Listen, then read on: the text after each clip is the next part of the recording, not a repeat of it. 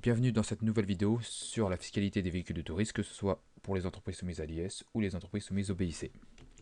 Alors nous commencerons par la TVA, puis ensuite nous parlerons de la TVS, la taxe sur les véhicules de tourisme, puis enfin nous terminerons par l'amortissement excédentaire des véhicules de tourisme. Alors pour rappel, la TVA n'est pas déductible sur l'acquisition des véhicules de tourisme, et donc le coût d'acquisition comprend la TVA. En outre, tous les services, c'est-à-dire l'entretien et les réparations qui sont liés à ce type de véhicule, ne sont pas déductibles. Donc il faut les réintégrer. Maintenant, nous allons voir la taxe sur les véhicules de tourisme. Alors cette taxe se calcule en fonction du rejet de CO2 émis par ces véhicules. Alors, il y a une particularité parce que cette taxe n'est pas déductible pour les entreprises soumises à l'IS, donc il faut la réintégrer. Par contre, elle est déductible pour les sociétés soumises au BIC, donc il n'y aura rien à faire comme retraitement fiscal. Donc je répète, pour les entreprises soumises à l'IS, il faut réintégrer cette taxe, et pour les entreprises soumises au BIC, il n'y aura rien à faire car la comptabilité s'aligne avec les règles fiscales. Maintenant, nous allons voir le traitement des amortissements. Alors, voici le barème de l'administration fiscale. Alors, il y a deux critères qui sont importants. Il y a la date d'année d'acquisition, mais aussi le rejet de CO2 par kilomètre. Et en fonction de ces deux critères, on pourra connaître la base de déductibilité au niveau fiscal. Par exemple, pour un véhicule acquis en 2020 qui rejette moins de 20 grammes de CO2 par kilomètre, la déductibilité sera limitée à 30 000 euros.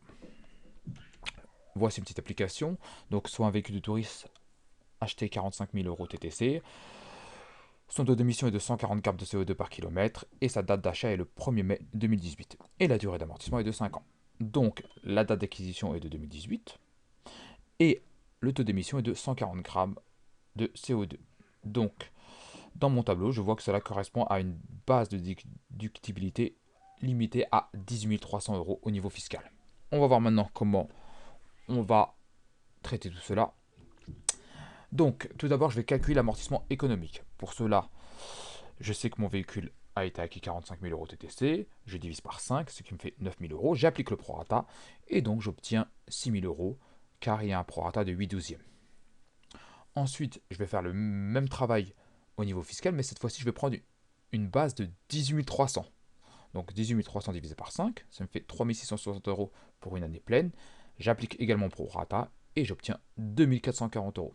Donc, en comptabilité, j'enregistrerai une dotation de 6 000 euros, mais au niveau fiscal, cette déductibilité est limitée à 2 440 euros. Je vais donc réintégrer la différence, soit 3 560 euros. Voilà. Pour finir, pour les locations de courte durée, c'est-à-dire inférieures à 3 mois, les locations de véhicules de tourisme inférieures à 3 mois, il n'y aura pas cette règle applicable. C'est-à-dire que les loyers seront entièrement déductibles. Par contre, si la location excède 3 mois, alors il faudra appliquer la même règle, donc prendre la base fiscale, calculer la dotation économique, la comparer à la dotation fiscale et réintégrer la différence. Voilà, à bientôt.